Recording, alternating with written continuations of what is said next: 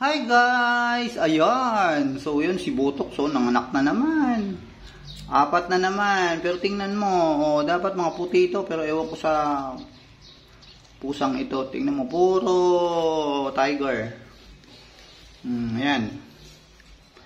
4. Pero ano lusog ng anak niya? Kailangan lang po pag may pusa kayong nanganak, pakainin yung nanay para malusog yung mga baby niya. Ay, mahirap magutom kasi wala siyang gatas pagka hindi niyo pinakain ng pinakain. So ayan, panay naman ang padudo ni tapos andito si Bager. Halika nga dito, Ger. Halika, Ger. Halika nga dito, tumali ka. Halika dito kay ito po yung pusa namin. Hindi man. Ger, gagalit ka, Ger. Ha? Ito nagagalit to. Kanina tapang-tapang nito eh. Ba't ka nagagalit? Hindi naman, sugat ang dami nakipagdigma na naman to kanina. Pag lumalabas yan, siyempre po. Huwag ka magalit. Liliguin na kita ha. Nagagalit to. Yan. Tingnan natin ang itsura. Aray ko. Nangangagat ang init ang ulo. Nangangagat tingnan mo, nangangagat, init ang ulo. Ayan tingnan mo na, init ang ulo, mainit ang ulo. Kailangan liguin na kasi mainit ang ulo. Bakit mainit ang ulo natin, Ger?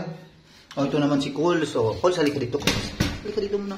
Ay, padaan-daan ka. Ayan si Coles, Kaya ang tawag namin dito ay Coles dahil kulit. Makulit. So, ayan, ayan wala itong ginawa din kundi mangulit lang din. Pero maglusog po ito. Ayan tingin ka be. Sinatabihan niya yung mga dyan, yung mga maliliit na pusa. So ayan. So ayan guys, ilan na to? 7 days nung 7 12 na ba ngayon So yan, mga 5 days 6 days pa lang to.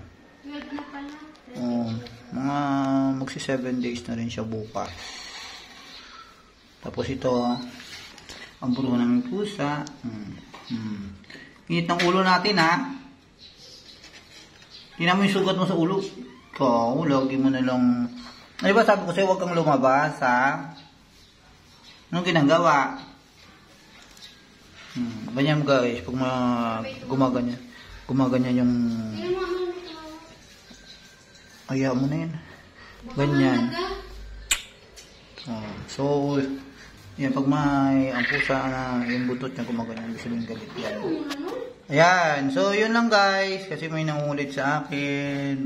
Yan po yung alaga namin. Ilan bang alaga natin? 2, 4, 6. Tama ba? 6 si Botok, si Bagerker. 6 plus 4, 10 na naman ang pusa namin. Yan. Bye everyone.